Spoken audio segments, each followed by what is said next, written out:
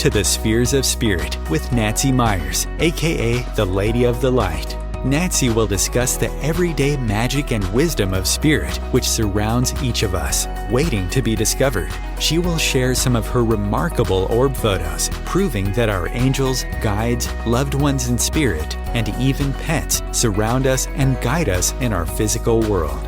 During this episode, Nancy will discuss one of the many spheres or aspects of spirit available to us based on her orb photography. She will also share a special channeled message from her guide, Leonini, and do an oracle card reading to help guide you along your personal spiritual adventure.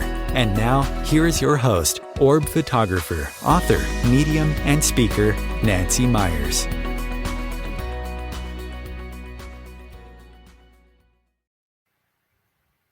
Hi, welcome.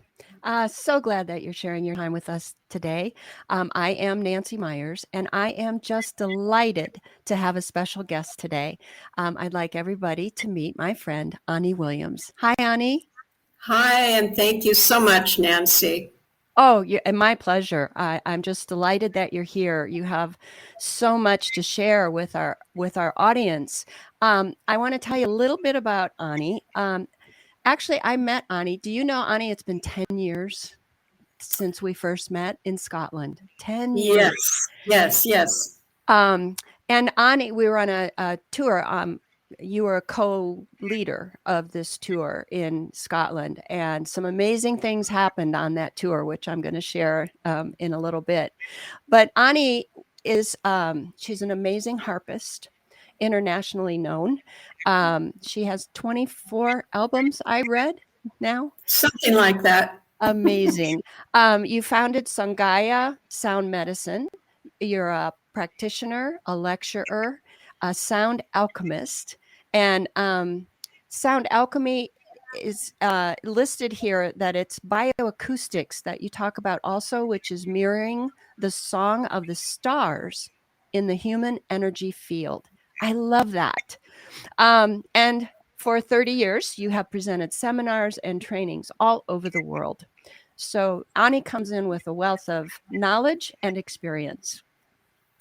So let me tell you a little bit about that experience in Scotland, if I could. This was my very first trip, and my husband was on the trip. And we had Ani talk to us about the sound. And we went to Fortingall, and we did a meditation. Now, Fortingall, Ani, do you want to tell the audience what's significant about Fortingall, that site? Well, it has a very strong history of Celtic presence, and then Roman and early Christian as well. And we were there because the co-host had written books on the presence of what she called the first family, the intimates of Yeshua, Jesus, and Mary, the Marys. Yes. So we were there to do rituals at the standing stones, the menhirs, they call them here. I'm in France right now. It's a different language. Yes.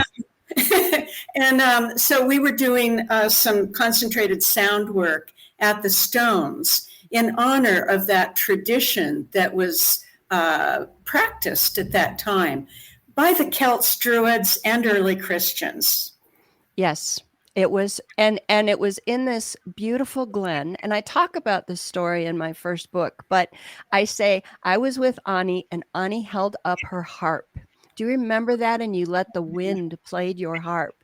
And then we did this meditation, and this is what happened to me, Ani, and I'm not sure you know this. It was the first time after we did the meditation and we're in this sacred place, in my mind's eye, I saw my son, Robbie, and he talked to me directly. That was the first time that ever happened. So to me, that was very, very special. So, Chris, can we bring up the first slide? I kind of want to set the tone here for our discussion. And this first slide, give Chris just a minute here there it is. This is a picture of a recent orb that I got, and I thought it was just phenomenal. But the quote is, go back to the first one, Chris, if you can. There it is. It says, the knower of the mystery of sound knows the mystery of the whole universe. And this is by an Indian professor of music and philosopher. Thank you, Chris. Can I say something about that? Absolutely. Because Hazrat Inayat Khan is Thank you for saying his name, because I knew I was going to mess it up. That's okay, no problem. But he's been one of my guides from the other side ever since I started the sound work. And he has some of the most profound sound knowledge. And his tradition, the Sufis, which were more the esoteric aspect of Islam, coming out of Egypt. Mm-hmm. And I'm so happy that you shared that particular quote. You know, it's so funny how spirit works, right? I had no idea that he was your guide, but this one jumped out at me and I went, oh, I have to use this. Perfect. Oh, that's synchronicity. That's crazy. That is crazy. So let me start with the first question. What is sound alchemy? Basically, it's an ancient science that focuses on transformation, helping a person. For instance, traditional alchemy, as people understand it, is turning lead into gold, the transmutation process. Mm-hmm. And in this, with sound, it's transmutation of humans, animals, the earth, even spirit needs our sounds, our beautiful sounds. They thrive. Everything thrives on beauty and harmony. So basically, it's the science of transmutation into our greater potentiality, our greater light selves, and transmuting that density and that gravity that holds us down to minutia.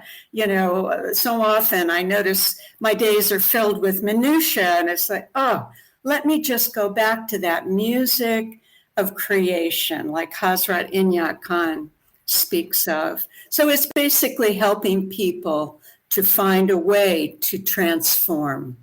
Wow.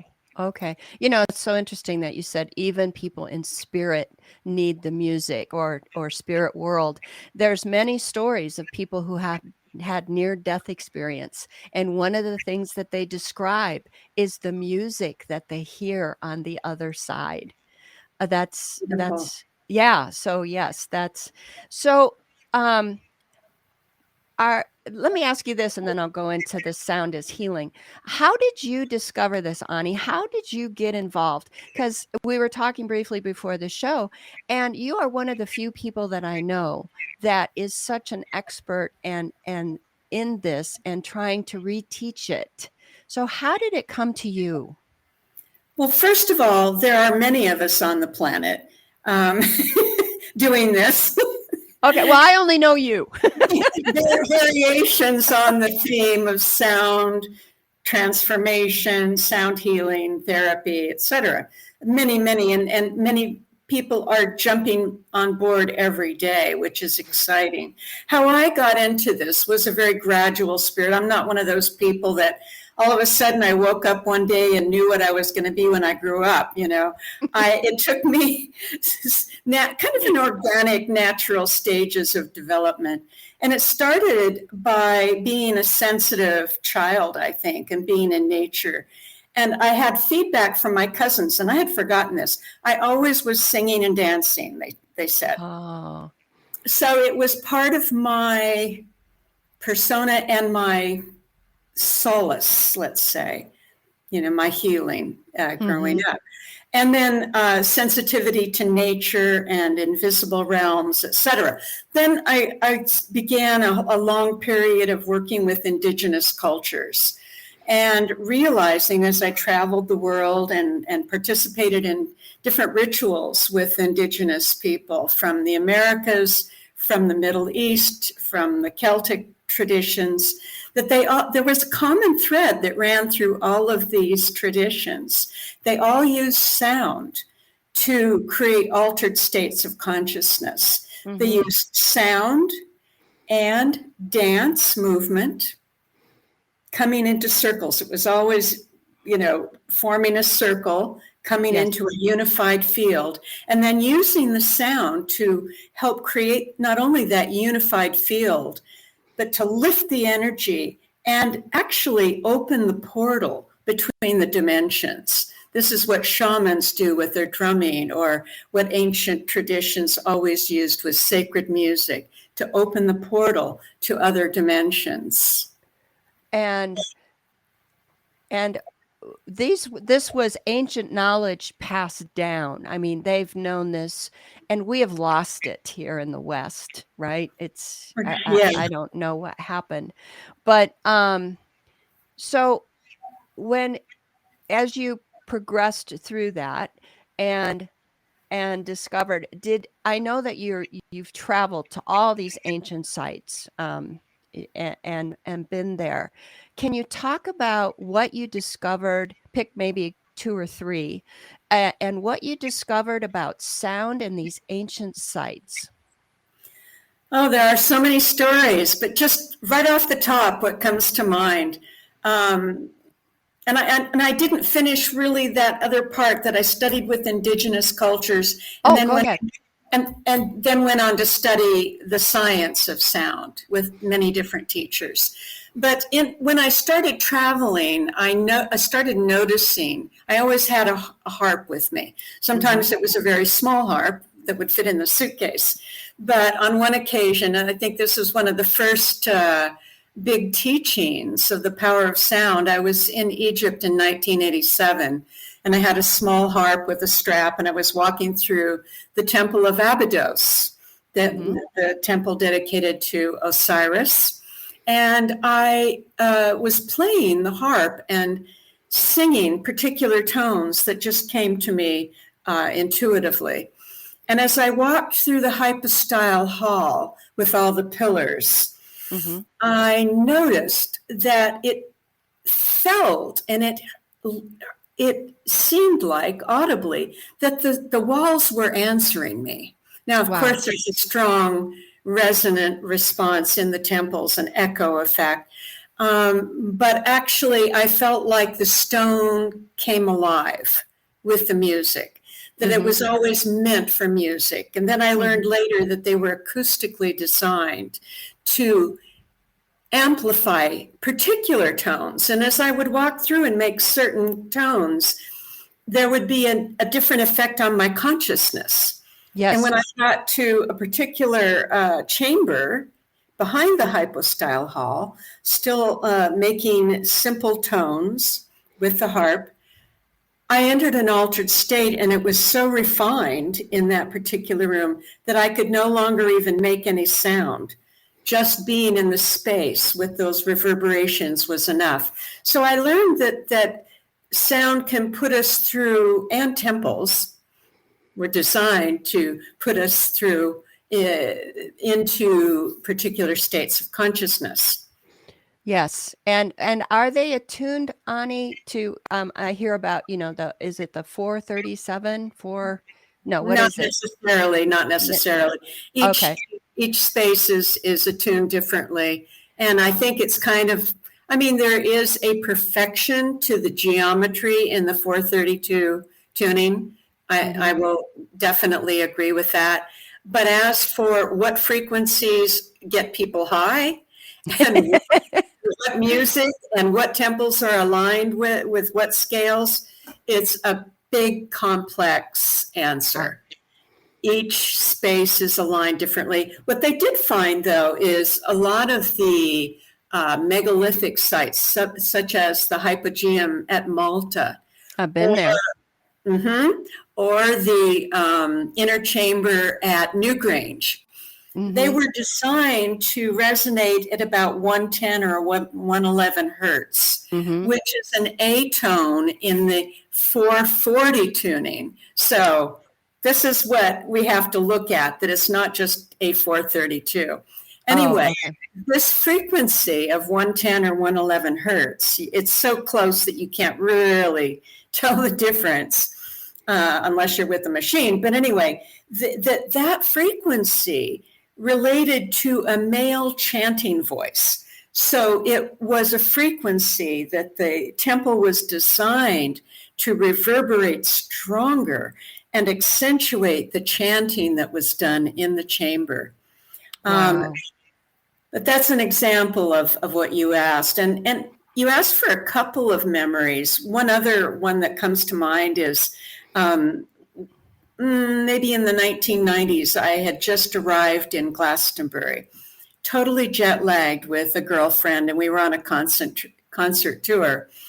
And we couldn't sleep. And we were staying actually on the Glastonbury tour, right at the base of it, in a little hut.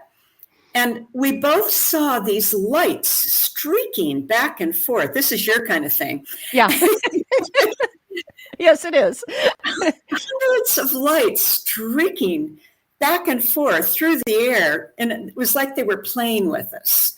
And I assumed they were elementals of some sort that were really happy that we were there and trying to get our attention. But there was no way we were going to sleep with all those light activities going on around us. So my friend started doing a Tibetan mantra, and then I joined her. And we observed these lights moving from a chaotic movement into a perfect circle, a unified field.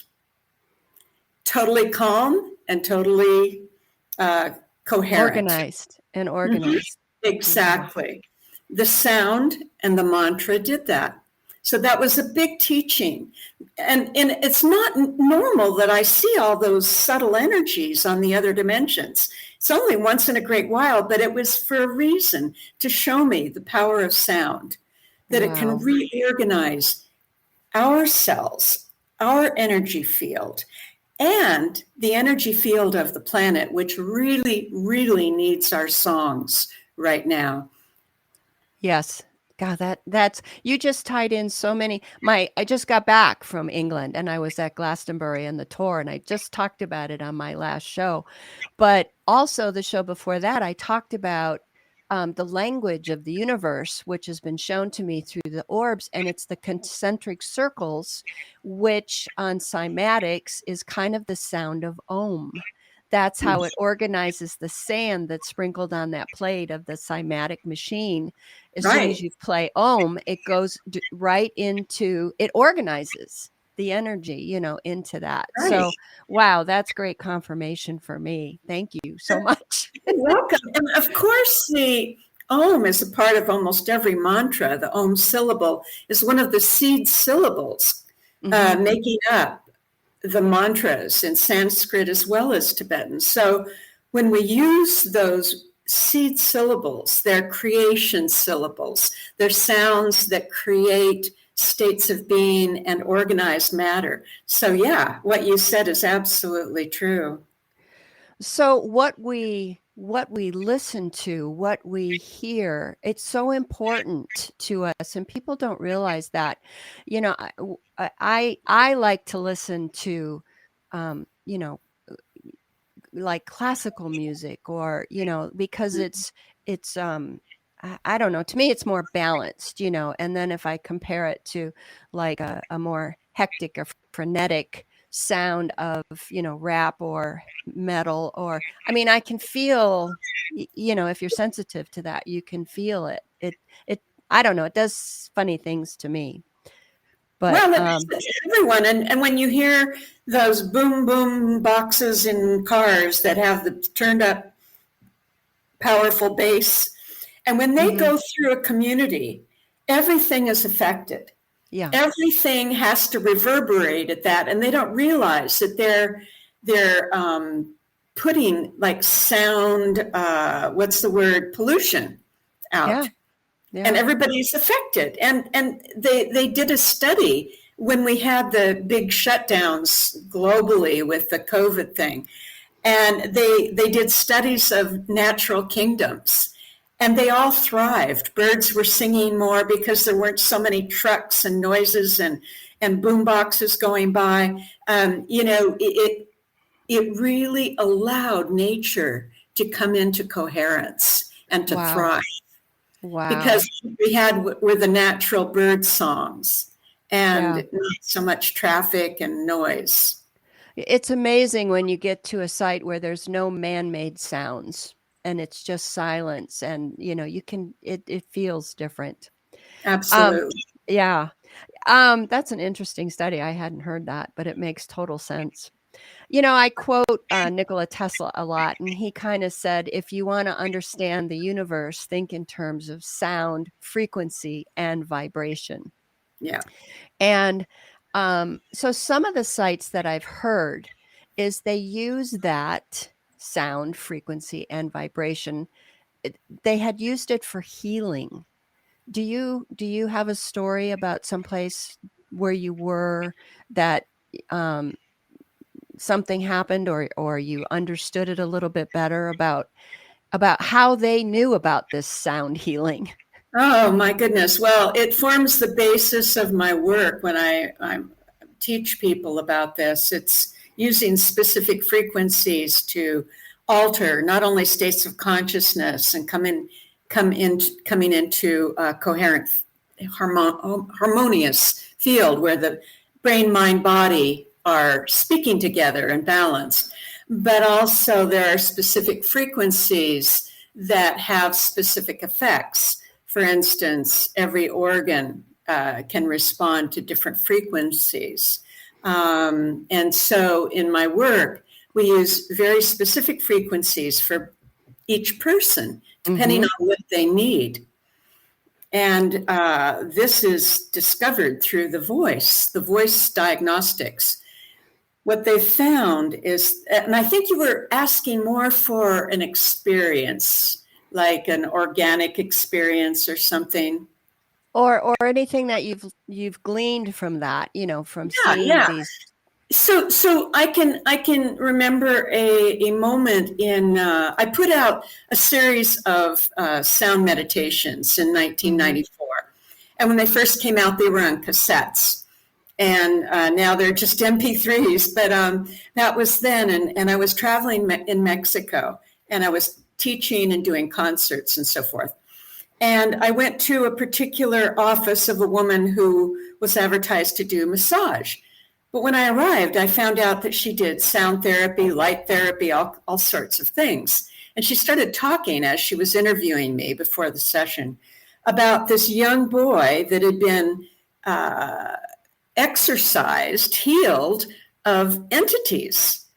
We don't know it, but a lot of people are walking around with things stuck to them from different emotional experiences and different environments that they walk through. Anyway, this young boy, about 8 years old, had all these entities, and they were going to put him in a mental hospital. They just didn't know what to do with him. And she had been given one of my cassette tones in the tone of E, as it happened, and it has a mantra on it and so forth. Has the harp and bells and all kinds of healing sounds. So she just was given that before I ever met her, and she put it on, and the little boy broke down in tears, and the entities left him. Wow.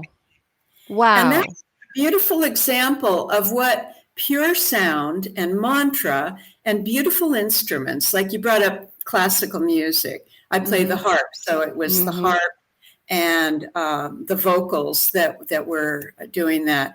And it totally released whatever had attached itself to him. And I also work with a lot of autistic children, children with disabilities in the clinics in Mexico. And we had incredible response of the children being able to make coordinated movements when they weren't before. A little boy who was totally chaotic in his movements and his speech. We couldn't understand a thing he was saying, including his parents. And everybody started crying when I started playing a song specifically for him in a particular tuning. He came over and started playing a duet with me, and he'd never played an instrument, never played the harp. He started playing music, and he was totally coherent, and he said harp and kissed me on the cheek. And his parents were crying because it was like the first time. So they got him an instrument. We got him his recordings of his special sounds that he needed. And he continued, and he became, what happens is that there's a disconnect between the brain and the sensory organs, the ability to hear, speak, smell, see in a coherent, harmonious way. And the brain is like the central computer. So when we find the right tones to set us free, all of those different functions and abilities to speak with coherence and clarity, they come back. They flow, right? They reconnect and flow. That is an amazing story. I was lit up with goosebumps as you were telling that story. It's a perfect example and demonstration of the power of sound and the healing that we just don't take advantage of. But hopefully things are changing, They are. I know they are. People are hungry for this. I have people that contact me every day and say, tell me more about this. I have a video. I can send you the link. It's a free video. I did a DVD years ago, and somebody bootlegged it. It's an hour and a half of work. It was a lot of money and time and energy. And I was, at first I was like, well, who is this person? And I contacted him, but it turned out he was a blessing in my life, because this little DVD that I did, hardly anybody really watched it. It was just sitting on my website, and once in a while somebody buy a copy. This guy, for whatever reason, it caught on with Instagram, with YouTube, with this and that. And over 1 million people have watched it. Wow. And received all kinds of inspiration and the knowledge of the ancient traditions that were used. I go through the Sufi and the Hebrew and the early Christian and the Egyptian, etc. And so all of that's in there. I can send you the link for your people if you they can watch it. We'll put it on the website. Okay, we're going to have to take a quick break, but when we come back, I want to talk more about the Christian and the instructions from Yeshua. Yes. Okay, so we'll be right back. OMTimes TV. Imagine becoming a super influencer. Reinvent yourself, invest in your brand, and then manifest your success with a robust spheric approach. OMTimes Media and Broadcasting offers a unique and multifaceted way to become the spiritual and conscious influencer you deserve to be by putting your message across our powerful platform with its proven record of integrity and excellence. Through our produced shows, OMTimes offers the opportunity to become a social media TV personality, a radio show host, an OMTimes magazine columnist, and a syndicated podcaster, all in one shot. By live streaming your show on OMTimes TV and broadcasting it across the extensive OMTimes radio and TV networks, you become more than a host. You become an ambassador and a force for positive change. OMTimes. Open yourself to the possibilities.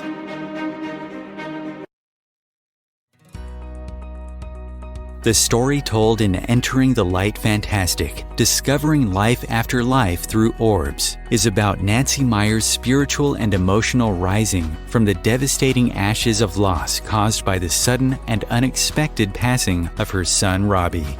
Just like the legend of the reborn phoenix, Nancy's life purpose and focus was transformed. With the help from her son in spirit, Nancy found herself providing proof through orbs that our souls do not die with our bodies.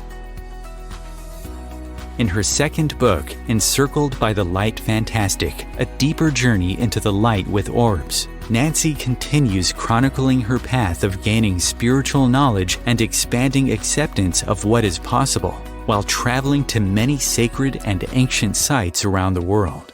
She shares these experiences with you along with her photographs of remarkable spirit encounters.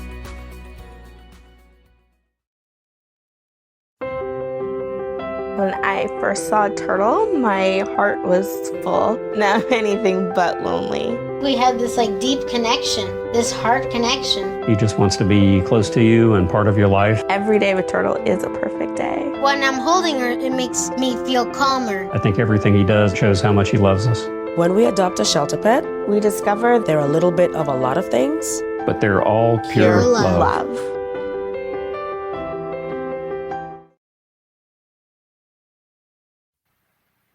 And we're back with this. It says, and this is an actual orb I just got this week, and I got green or I chose a green orb because green to me is healing in the heart. But here's the quote from your guide, Ani. Sound is the force of creation, the true whole.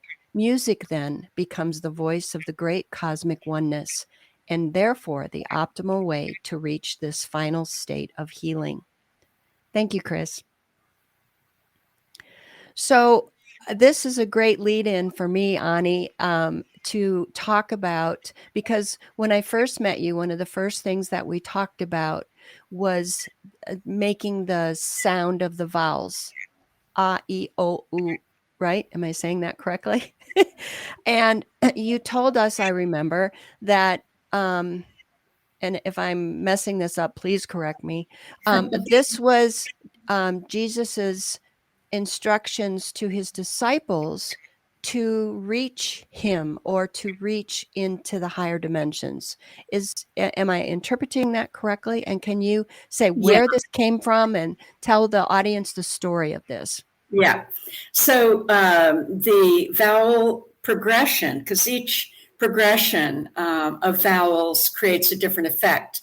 The vowels are the creation syllables in those bijas. And so there is a Gnostic text that was not included in the Bible, but it is full of knowledge and wisdom. It's called the Pistis Sophia, the faith of wisdom. And in there, Yeshua gives a teaching in book 5 of the power of the vowels. And he says, I'm going to paraphrase, that if you want to know the light, learn the science of the vowels, use the vowels. And this particular chant that we were using at that time in Scotland was E-A-O, E-O-U-O, E-A-O, A-O-E, O-E-A. And each syllable relates to a different part of the body and the energy field. So anyway, we were doing that chant, which is called the Treasury of Light. And he gave that teaching to the disciples to create a garment of light, to create a light body. So in a way, it goes back to this idea of sound alchemy, to transmute the state of our being. And in the ancient Egyptian traditions and Greek traditions, they had what was called magical papyri. They were papyrus sheets with these arrangements, a lot of times in a pyramid shape, of the various vowels that would create magical effects.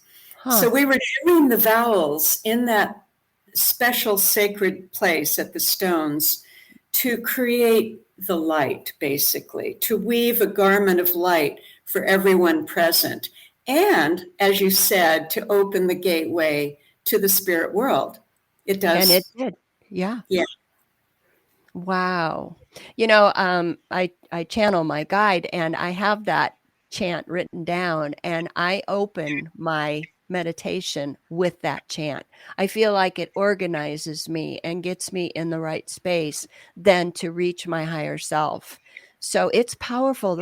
The power of sound is incredible, isn't it? It is. It is. And I felt like that particular chant for the Treasury of Light would be so helpful to people. I included it in an online training that I've done. And there's a whole segment, a whole teaching segment just devoted to that one invocation. We created a video in an ancient castle here in Chateau in France around that mantra.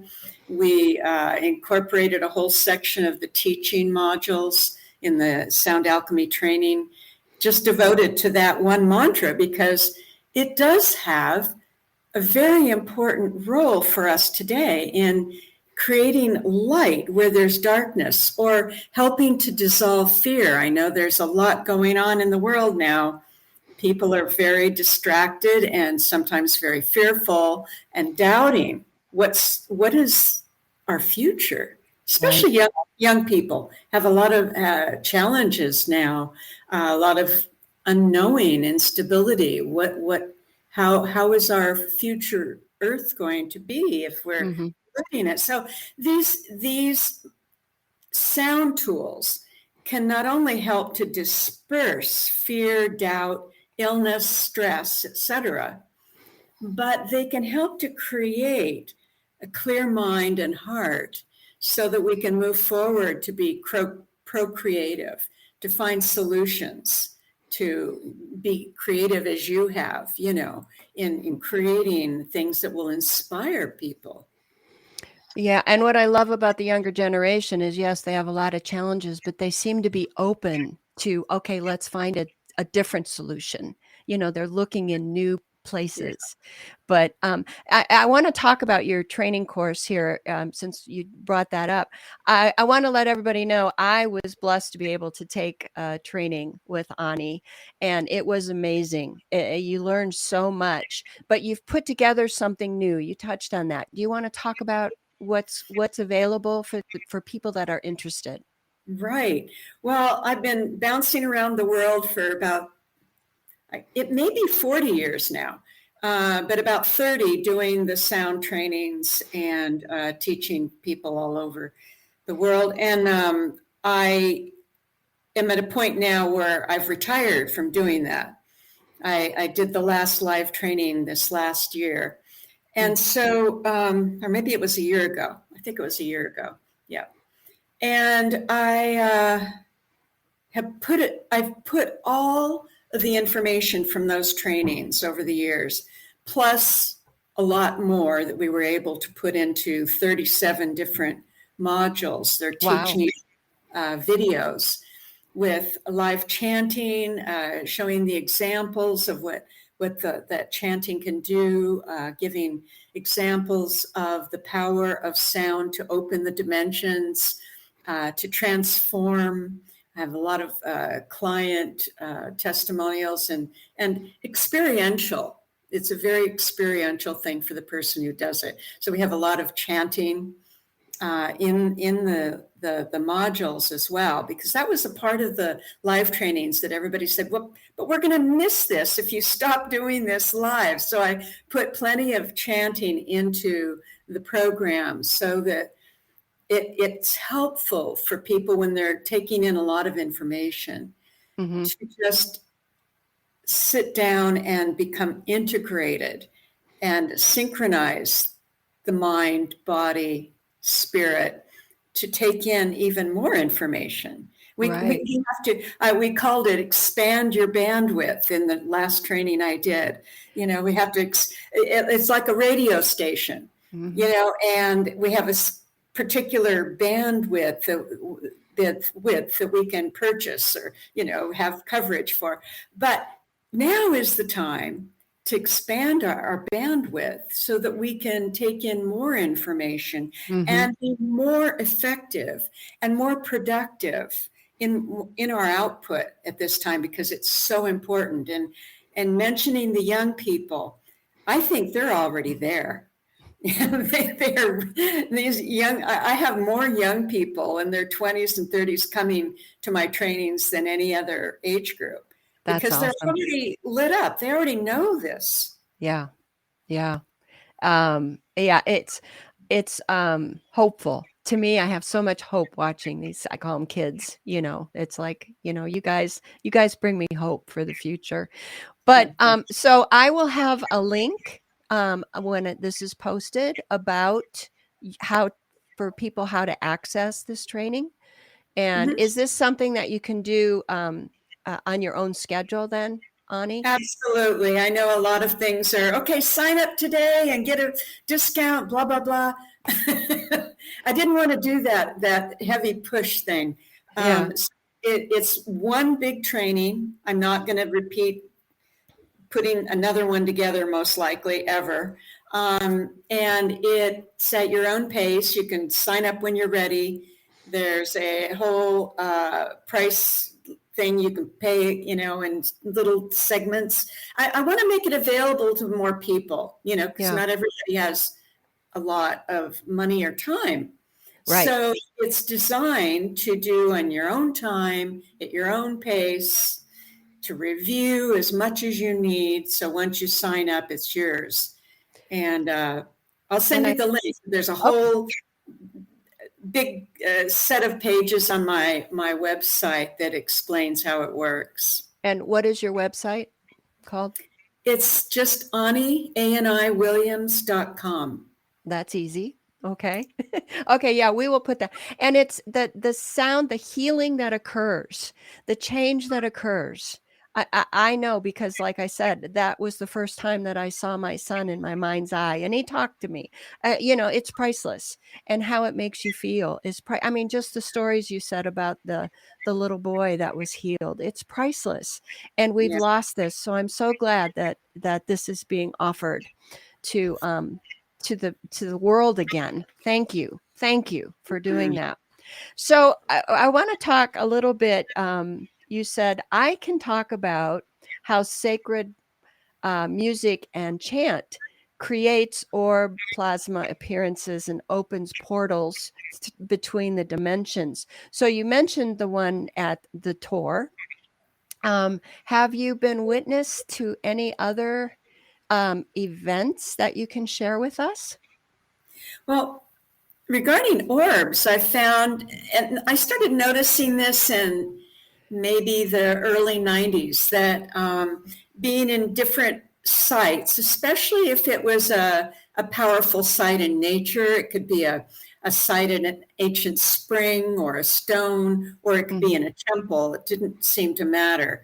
Or a chapel somewhere where prayers are offered. And I found that photographs that were taken at those moments with making music, doing chants, playing the harp. I think the first big orb I noticed was when I was playing at a church mass for a friend's passing here in the village where I live. And a friend was in the pew, and she took a photo. There's a huge orb and then many others all over the altar. And I was singing a song for the friend. And after that, and working with you, I know, and traveling together, making prayers or chants or singing in certain places has an effect of awakening these plasma forms, whether they are beings, spirit beings. I know sometimes they interact with us, they communicate. I find the same thing with what are called UFOs. We can communicate and respond. I've had those experiences. So all of these energies, science is now finding out, of course, that, these plasma forms are surrounding the entire planet. Yeah. And there's a consciousness to it. Yep. I'm going to tell two quick stories here. You mentioned the chateau. Is that the Chateau de Prouvaire? I can't say it because I can't speak French. Yeah. We went there, and I don't know if you remember this, but you, of course, brought your beautiful harp, and the music was amazing in there. And you told the story that this chateau was once a meeting place of the troubadours. And see, to me, you're a modern day troubadour. I just love that about you. But we were in there doing that and listening to you. And of course, I'm snapping pictures, as I always do. And up in the corner was an orb. And when I zoomed in on the orb, it was literally like what's the word I want? A caricature of a troubadour, what we would think would be a troubadour, with the big hat and the plume in the hat and the beard. And I went, holy moly, there he is. We reawakened or reconnected, with the troubadour from the past by doing that. And the second time, I was with you in Sedona, And it was after we had gone on our little tour, and we were back at your place, and you were playing the harp. I don't know if you remember this. And you told me, well, I took a picture, and in the picture I could see a Native American older woman. And you told me, I believe at that time, that yes, you were aware that you had a Native American wise woman as a guide. So it's so interesting, that the music brought both of these amazing people in. And so anyway, I just love that story. Beautiful, beautiful. Are you going to tell the story of Rob using the EO chant and the sheep charging him, I think? Well, my husband, he went on the first trip to Scotland because I was scared to death. I had never been out of the country. So he said, I'll go with you. So this isn't his cup of tea, but we called a Scotland tour the Orb and Ale tour. As long as there was ale, he was fine. But he was a real trooper, and Ani had taught him the chant. And we were out hiking, and I believe it was on Iona. And there was a pasture of sheep. And so my husband Rob said, I'm gonna do the chant to those sheep and see what happens. And so he started, and the sheep picked up their heads, and they all charged to him at the fence. We thought they were going to run right through the fence. But what's fun? I mean, it's a funny story, Ani, but they felt that something drew them, something resonated with them, right? Absolutely. The whole animal kingdom, every part of nature responds to our sounds. Singing to a child, singing to an animal, a tree, a stone. We've measured the energy fields, and they expand. Everything changes because of our song. Yeah. Everything. People say thoughts are powerful, but so is sound. So are the words, they last forever. Yeah. In the beginning, there was the word. I just talked about that. How was creation started? The word, sound. So it's like your guide just said on the picture that I showed. It's sound is the force of creation, is what I still think. That's amazing that I picked your guide to quote today. And I'm going to teach you how to say his name. Okay. I'm so glad that you could say it. I gave him credit, but I thought, I'm not going to try and say this name. So, Ani, we're coming to the end here. Oh my gosh, it went by so fast. But is there anything that you would like to share with the audience about what's coming up, or your events, or how they can reach you once again?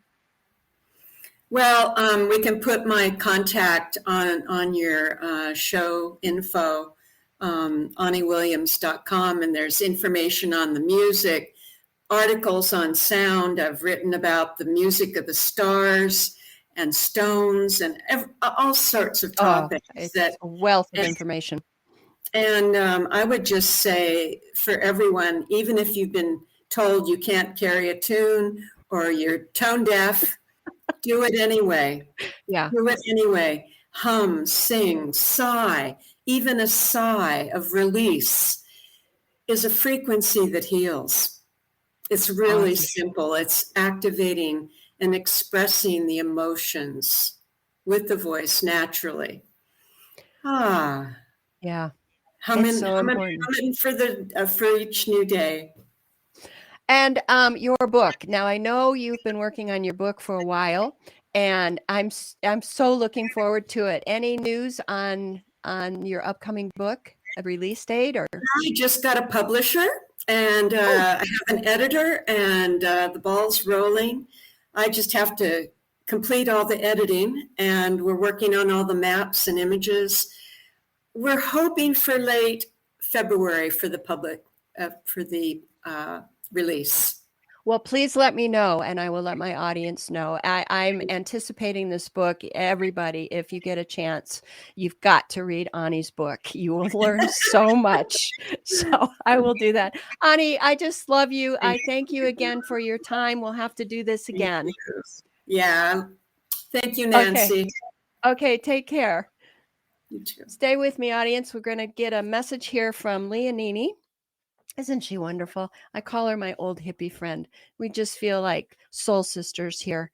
So I have a message from Ani and, from Leonini. And this is one that I got a couple years ago, and it is about sound. So I thought I would read this one to you that I already had. It's Leonini says, in your physical world, you are bombarded by sound from all sides. Yours is a loud world. There are good sounds, and there are sounds that can have a negative impact on your very being. When the vibration of the sound is in resonance to the body's natural frequency, there is harmony. When the vibration is discordant, the body will feel out of tune. It is similar to the graph of a calm human heartbeat that displays a pattern and a rhythm with each beat. However, when the heart is overstimulated, the pattern becomes frenetic, and the heart must be slowed in order to resume its natural rhythm. Listening to soothing sounds, or even silence, can calm your energy, allowing your body, to resume its natural rhythm with the universe. The right sound carries the ability to heal. Allow yourself to receive those healing benefits often. I channeled that 3 years ago, but how fitting it is for today's discussion. So I have a couple minutes left. I want to pull a quick card. I have my deck. It's called the Sacred Traveler. So I'm going to shuffle, and I will pull one card. I always do this with the intent that the message is hopeful, helpful, and healing, and that it serves the greater good. And so give me a minute here to shuffle, and then I will pull a card. I love this deck, especially, with me just getting back from my travels. But, okay, so this one wanted to jump right out. Okay, so this is what the back of the card looks like. And this is the card that, it says view from above. And it says get the big picture. So it's this air balloons, that are flying, hot air balloons. And there's a princess, or it looks like a princess in the basket looking down at her kingdom. And it's so different when you get out of it's like if you're in the forest, and the saying, you can't see the forest for the trees. Sometimes our nose is right up against that one tree and we miss the whole forest. So what Spirit is asking for all of us to do today is step back, broaden your view, look at it from a different perspective, be more inclusive. It's like we were talking about the young people today. They want to look for new solutions. So I think this card is perfect. Get a different view. Find a new way of doing things. Find a new way of thinking things. The old ways maybe have served their purpose, but they're out of date, perhaps, and we need to find new ways. So that would be the message for today. I also want to tell you about next show. I will have another special guest, and her name is Rebecca Rosen. And Rebecca Rosen is quite an incredible medium, channel, and teacher. And she's going to share her knowledge with us, and we'll have discussions, in-depth discussions about what she calls your divine team, and more about your clairs and how you can tap into those. So I have had several readings, and I've even worked with Rebecca. She's done huge group readings, and I've taken pictures as she's delivered readings, and the orbs will be there with the loved ones that she's talking about. Even she did a couple readings with some pets, and I took a picture, and the pet was in the orb. It was quite incredible. So I hope you tune in for that. So I hope you enjoyed today's show. Sound is so important. It's just another sphere of what we need to know about. It's about the ancient knowledge coming back into our lives, which I find so exciting. So thanks again for joining me. I'll look forward to seeing you next time. Take care. Bye-bye.